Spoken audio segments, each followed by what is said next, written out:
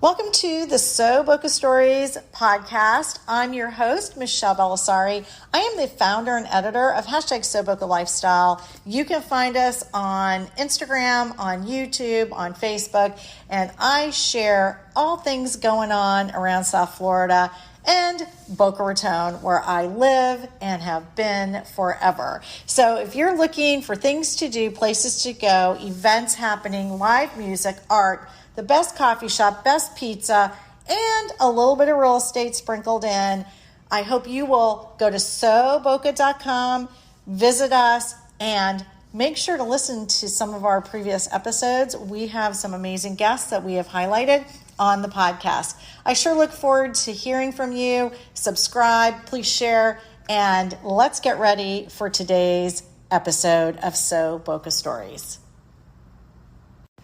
Hi, everyone. This is Michelle Belisari, and this episode of So Boca Stories is going to focus on that it's October and it's Breast Cancer Awareness Month.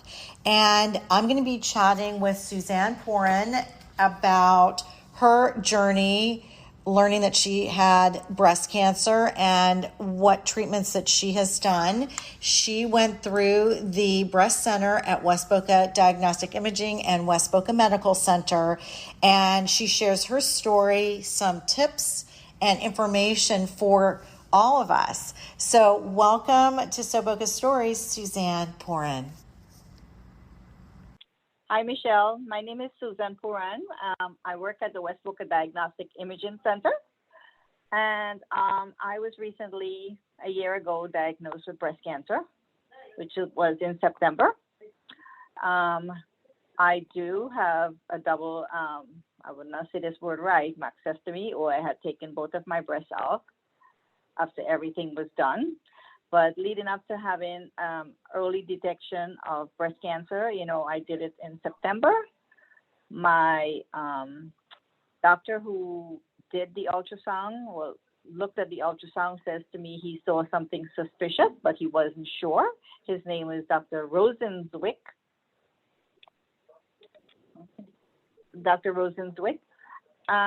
And from there on, he recommended a biopsy.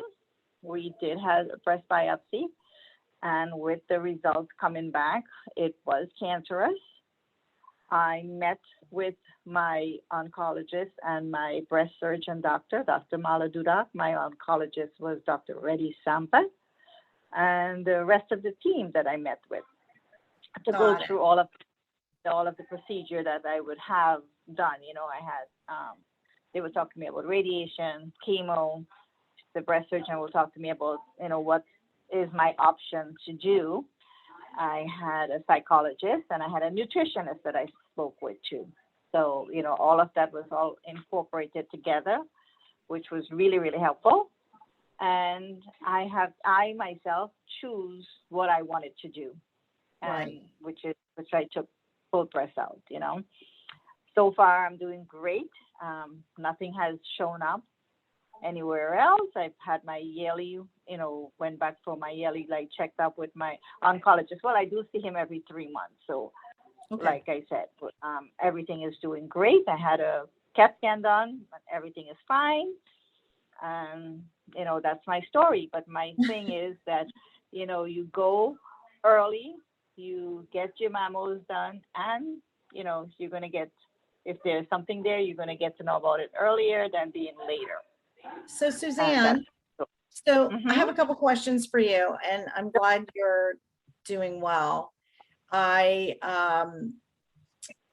know that the breast center at West Boca Diagnostic Imaging has so many options for women in regard to getting their tests done, prevention, early detection, diagnosis, treatment. You have a very large team. And I remember this, having the conversation last year with Kim Faust, that you have a very large team that you can rely on, but also gives you the opportunity to also be deeply involved with your treatment and also have some control over the things that you're doing, correct? Yes. I think that's a very important piece, because obviously it's a scary thing when you're diagnosed. Yes, And it is.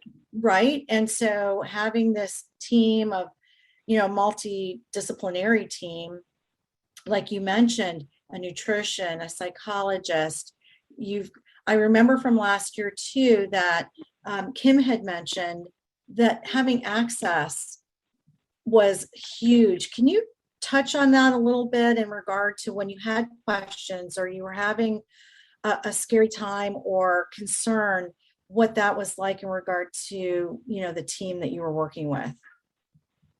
Well, they were available if you needed to ask questions. You can always call them and ask them questions. There was no problem at all getting through with anyone to talk to. I will tell you, for me, it was a little bit different. In myself, I had already gone through ever saying to myself, I don't know why, but if ever I was diagnosed with something like this is the path I was going to take. So for me, I know there's a lot of people out there very much anxious, and it's to see that they're so a shock to them, so much of a shock. Right. In my setting, I guess because I work in this setting here, that I have a little bit of a knowledge, again, of knowing. So that was a little bit of an advantage for me. I was comfortable in knowing, well, this is what I'm going to do. So I wasn't as anxious as a lot of people out there would be, much more anxious hearing this for the first time. I have cancer, or I have breast cancer, or what am I going to do? Understood. So having the knowledge and also working in the field lowered your anxiety a little bit more than someone else that would be first diagnosed and not have what you had already at your fingertips. Yes. And that was the one great advantage that I have, that I was very blessed and lucky with. What was my anxiety is having my surgery and how I was going to heal, my healing process. That was my anxiety. And you had your surgery out at West Boca Medical Center, right? Yes, at the hospital, yes. It's one of my favorite hospitals. I'm sorry?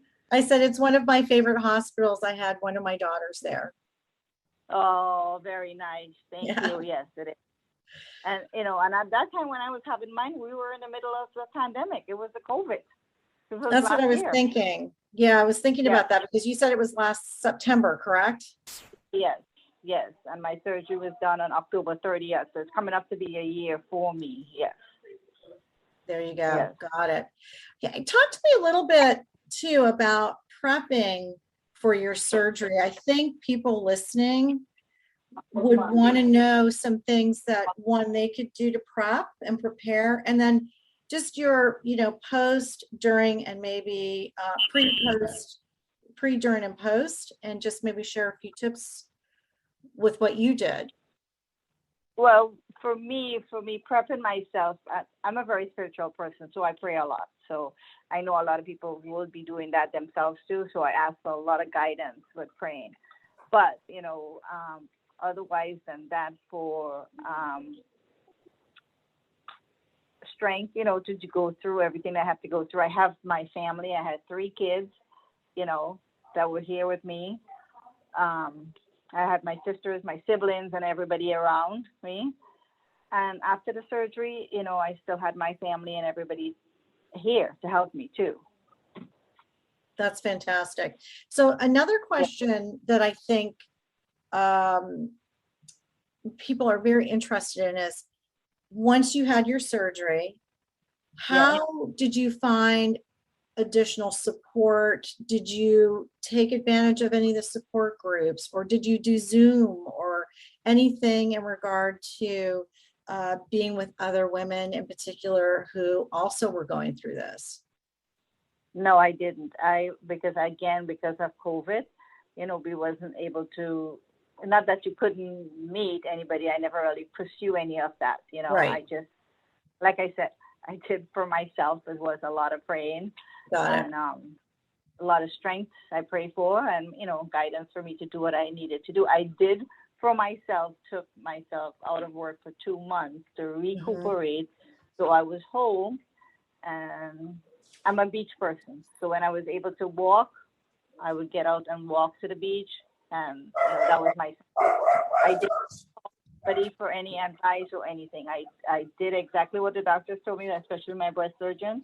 Do this, do that, do the next, and I did what she told me to do, and that's how I was able to heal. So I never really got into a conversation with anybody else again because COVID was right in the middle of everything. Exactly. Yeah. So, I think the other question that comes up too is how can people be supportive to you? We see meal trains, we see, I have friends that have gone through it. I've gifted them things that I thought that they would enjoy, but also be useful. Any tips or thoughts on how family and friends can help? Well, for people who are having to go through, like I know I was blessed again with my family. They were all here supporting and, cooking and making sure my son was home with me. So he helped me out a lot. But people who don't have people around, they will definitely need people to help them because I do know that for a fact. If you take your breath off, you have those drains. Right. And those drains has to be drained. And you have to have somebody help you pull them and drain them. Like my sister is a nurse. She stayed over and she helped me do it. My son was able to help me with all of that. So people who don't have anybody, they definitely need the help. They would definitely need to get in contact with even the organization, like the breast organization. So if people can come over and volunteer to help them, clean their house for them, because you couldn't do nothing, or cook a meal for them. Yes. Right. I would think that anything like that will help people. Like I said, for me, I was fortunate. I had my help, but other people are not that fortunate. I do know that. Yes, understood. And I think that's great advice as well. And I think too, as with any surgery, doing a little pre-planning and knowing who you can count on. And let's face it, not everybody is always there for us during times like this. And the people that you sometimes think are going to be there for you aren't necessarily ones. And then the ones that you would never even think about are like, hey, how can I help you out? Can I drive you? And would you say that it makes sense, like a way for people to not sugarcoat around that if you need help, Sue, like, hey, what can I do for you today? Can I take you to this store? Can I pick something up for you? Or can I order something for you on Amazon instead of asking you, what do you need? Yes.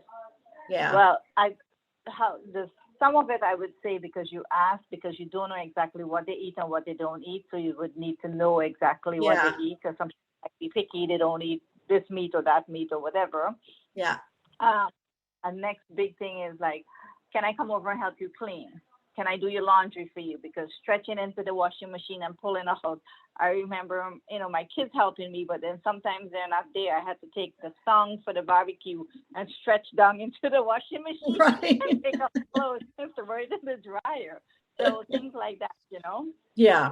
And on a good day, I know personally, I have struggled with it because I'm short. Again, I got to get on a stool, and it's a literally a stretch to do that. So when you're recovering, you have to be so mindful of what, and I think that's also a mindset too, because whenever you have a surgery, especially something like this, sometimes you overdo it.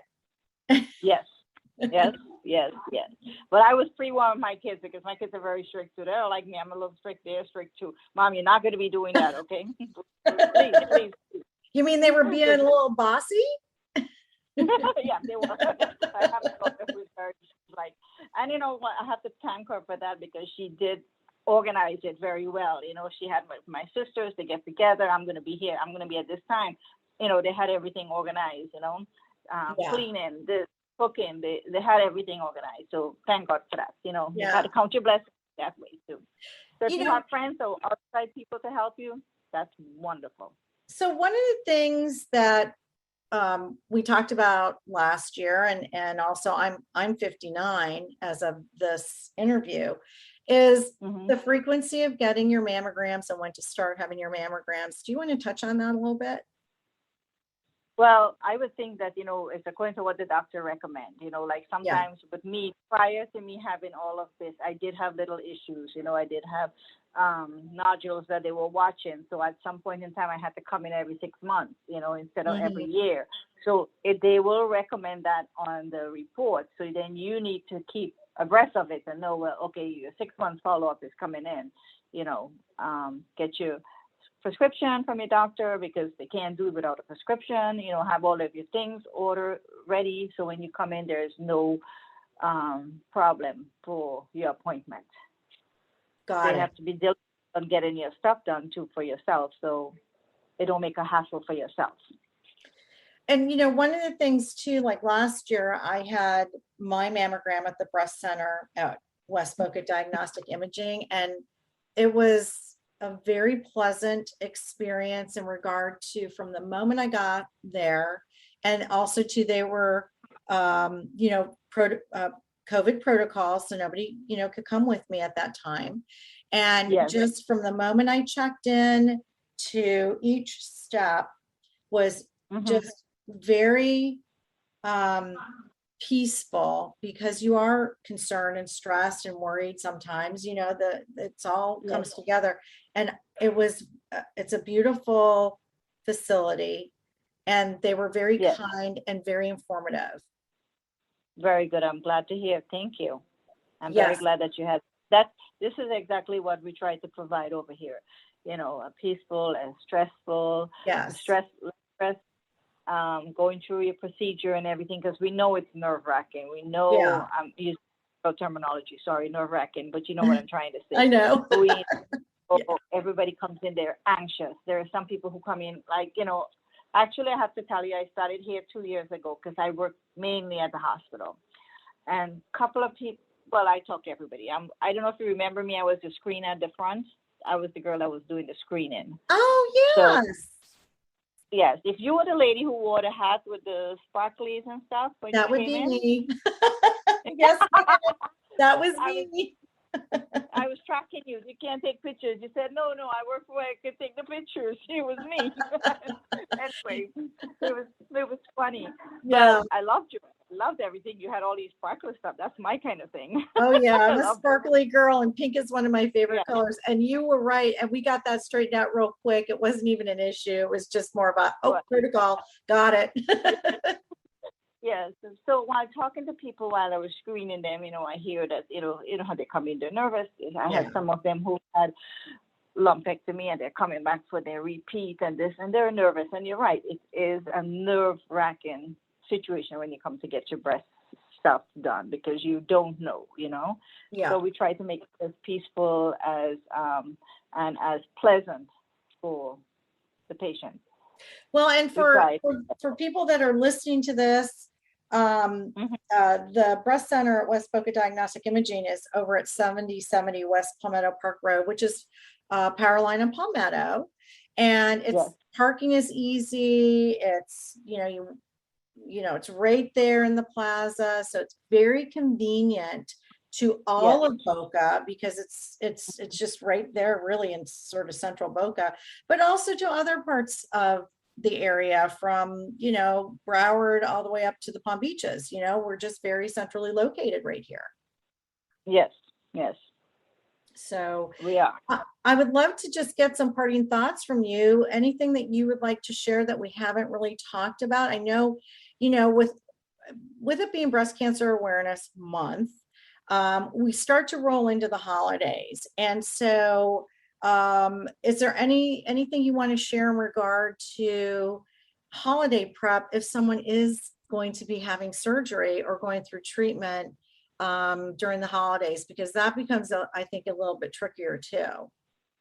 Well, my thing is, me personally, and like I would say this, is the advice is, you think about yourself. Don't worry about the holidays. You can always get your help, whatever help you need, if you need, with your friends or family or whatever it is. But for you, you have to think about what's best for you to do. And, if you have to have surgery, well, it's always going to be next year for holidays, because you can't postpone this for the holidays. if you feel like, okay, say, for instance, I'm going to have surgery in November, I'm just drawing that out there. Well, and you want to put up, say you do your Christmas stuff or you do your Hanukkah stuff and you want to put it up before because you have it a certain way you want to do it, well, then, or by all means do it. And then when your surgery is done and over with, at least you have it up and you can say, well, okay, it's up and I can do whatever little for myself. I love it. That's great. That's great information and great tips. Well, Sue, I so appreciate your time today. I'm glad you're doing well. I'm actually going to be scheduling my mammogram, so I'll probably see you this month sometime. And I appreciate being able to collaborate with West Boca Medical Center on this. My grandmother had breast cancer back in the 70s. And so this is something that's near and dear to my heart. My dad's mom actually had Alzheimer's, so I also, support the Alzheimer's Association. So it's nice to be able to have these conversations and share, because I think there are women and men, because men get breast cancer too, that have these questions and don't always know who to ask. And maybe just listening to a podcast episode or an interview like this will encourage someone to, one, get their mammogram, and then also feel a little less stressed to have this kind of information and talking to someone like you, Sue. So I so appreciate it today. Thank you very much, Michelle. You have a wonderful day. And again, it was great talking to you. I will send you a picture. Oh, please do. I'll talk to you guys soon. And thanks everyone for listening to So Boca Stories today. I am Michelle Balasari, your host, and I will see you on the next episode. Have a great day. Thanks for joining us on this week's So Boca Stories episode. I'm so excited that you have joined us. Don't forget to subscribe to the podcast on iTunes, Spotify, all the great podcasting platforms. Please make sure you subscribe and follow the SoBoca.com blog. We're on Instagram at SoBoca and Facebook. And if you would like to see some YouTube videos, you can even head over to watch those on our channel. If you are looking to have an interview or would like to do a sponsored post or sponsored social media, reach out to me so that we can chat about some of the packages that we do offer. You can send an email to info@soboca.com, or you can also DM me on Instagram or on our Facebook page. Thanks again to the sponsors, Michelle Balasari, Real Broker LLC. If you have a referral for sunny South Florida, or you live here and are thinking of upsizing, downsizing, making a move, think of me, Michelle B. And Hallie Alicia Photography for all of your beautiful photography needs. Thanks again, and I will see you on the next episode.